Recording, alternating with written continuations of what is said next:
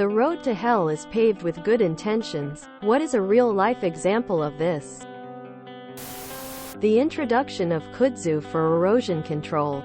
It has become invasive and girdles and kills plant life above ground without establishing proper roots, therefore causing soil erosion.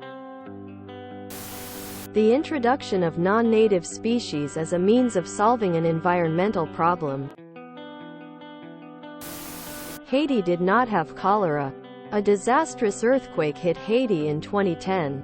After the earthquake, humanitarian forces from the UN arrived to help, and the Nepalese contingent reintroduced cholera to Haiti. This epidemic has since infected approximately 850,000 people and killed over 10,000. Those parents who solve all their kids' issues and don't make them stress about consequences of their own actions. Their kids just turn into inept and entitled adults who still act 15 for decades and not only have a harder life for themselves but make life miserable for everyone around them too. Lobotomy. Surgery to fix the mentally unwell. It sounds so good. No more reliance on medication. You're good from now on. But it didn't work. The outcomes were awful and it was frequently done without any sort of consent. It all could have been shut down fairly quickly if people were honest about what was happening. But careers and money was at stake. So many unnecessarily suffered. No child left behind. George W. Bush admin created subsidies on corn to promote the production of ethanol to be used in fuel, etc. Better for the environment and so forth. Couple of downstream effects. 1. Ethanol in fuel lowers the fuel efficiency. So you have to buy gas more frequently. More of an inconvenience. But that's why fuel with no ethanol is usually slightly more expensive. 2. Corn sold for other purposes than ethanol didn't qualify for the subsidies. So there was a strong financial incentive to sell to ethanol producers instead of for food. This drove the price of food corn, and food that uses corn-derived ingredients, up, affecting poor people the most. 3. The financial incentives were so strong that farmers were buying up cheap land in areas that were very unsuitable for corn production or switching away from crops that would grow more easily if they couldn't afford more land. In western Kansas, corn needs to be heavily irrigated in order to grow. There is an enormous aquifer that stretches from South Dakota to the Texas Panhandle. Increased irrigation combined with a years-long drought drained the aquifer to the point that the city of Hays has to truck their water in. Edited to add line breaks. Since the abysmal performance of American schools has been in the news recently, No Child Left Behind, and its replacement, Every Student Succeeds Act. America has never had really good public education, but it used to be serviceable. NCLB came in to try and create some milestones and accountability. Instead, it made the problem worse. ECSS came in and tried to address its problems, but changed the stuff that wasn't the problem and left the bad parts unscathed.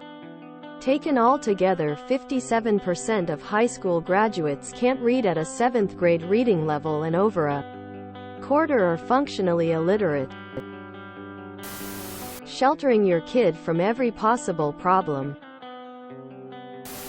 The Am I the Asshole comment section. The DARE program. Helping someone by enabling them in their self-destructive behaviors. Sometimes you help someone by denying them what they say they want. Bounties for killing invasive animals.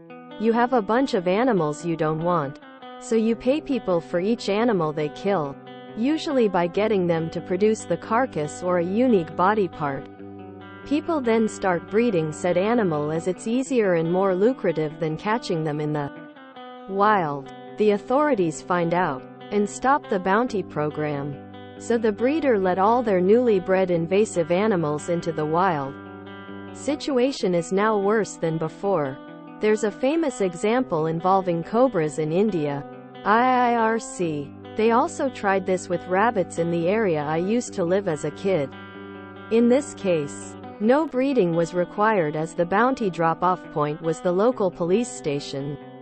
You'd go in with a bag of cute bunny tails.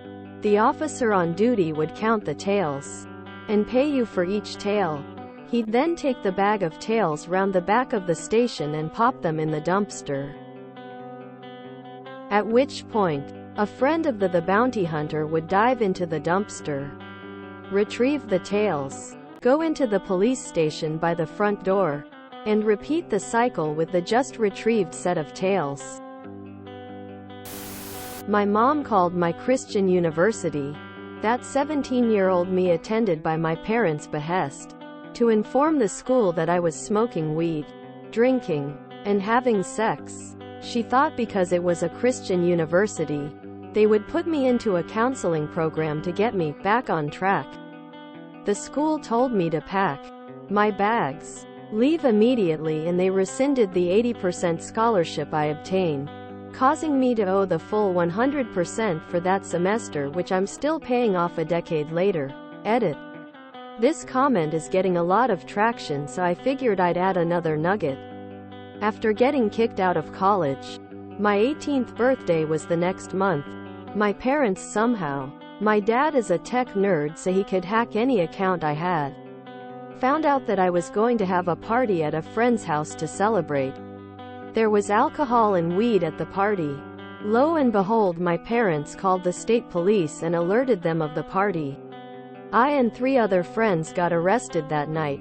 Most charges were dropped or expunged eventually. The beginning of any political journey, I suspect.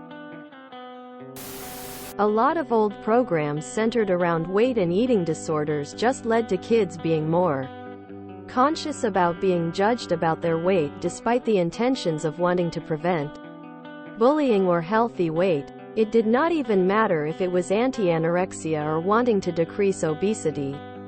Also in my school they showed us pro-ana sites with like a beware message, and I also could not help thinking that this talk was the only reason I knew they existed.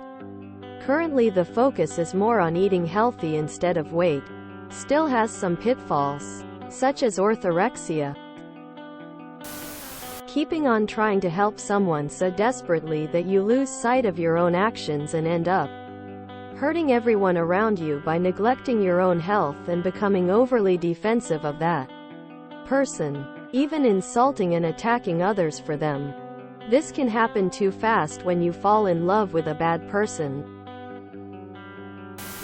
During one of China's extreme dry seasons, think of their Dust Bowl period, Mao ordered the killing of birds to prevent bird-eating seeds and so increase agricultural productivity. Instead, what happened is that birds that feeded on plants' pests were killed, making the situation even worse and resulting on the death of millions.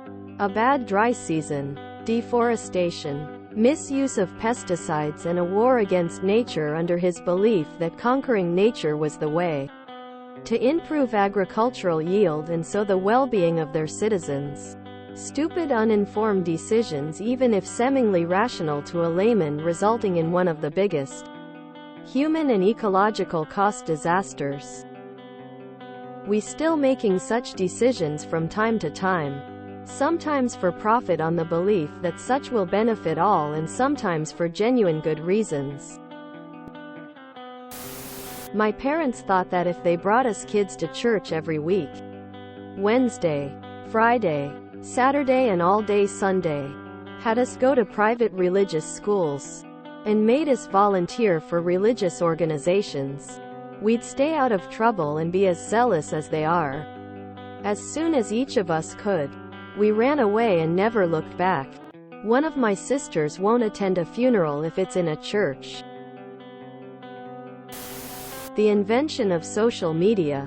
When Tom was working at Friendster, I genuinely believe he wanted to build something that allowed people to socialize and communicate in a new and modern way.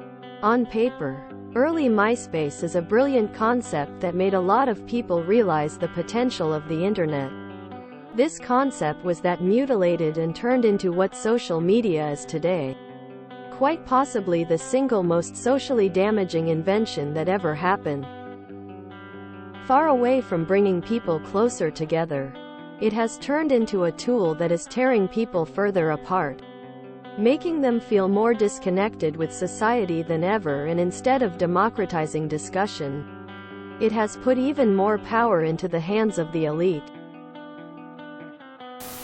If you enjoyed this video, please check out our playlists full of similar content. Epicuricast is like doom scrolling for your ears. Please like, share, and subscribe.